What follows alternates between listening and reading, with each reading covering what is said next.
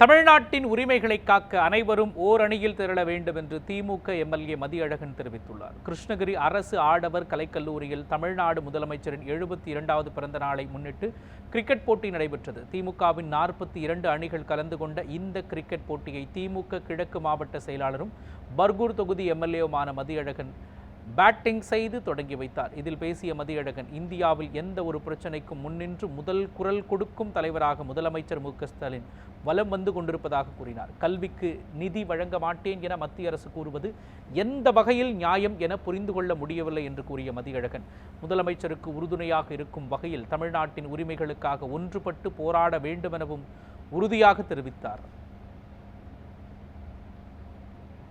இன்றைக்கு இவர் ஒருத்தர் வேணா இந்திய திருநாட்டிலேயே இதை பத்தி கேட்கறதுக்கு கூட ஒரு முதல்வர் கூட முன் வரல. இவர் கேட்ட பின்னாடிதான் ஒவ்வொருத்தரா தென் தமிழ்நாட்டில இருந்து ஒவ்வொருத்தருமே இன்னைக்கு பஞ்சாப்ல இருந்து எல்லாருமே கேட்கிறாங்க. ஏன் உத்தரப்பிரதேசலே சொல்றாங்க, எங்க மொழியே இன்னைக்கு தாய்மொழி எல்லாம் போயிடுச்சுட்டாங்க.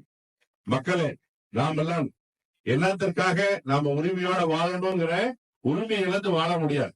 ஏன்னா ஒரு சுதந்திரம் நம்ம பெற்றுட்டோம் 1947. திரும்பவும் ஒரு சுதந்திரம் பெற வேண்டிய கட்டாயத்துக்கு தள்ளப்படுற அளவுக்கு இன்னைக்கு ஆட்சிகள் செஞ்சிட்டு இருக்காங்க.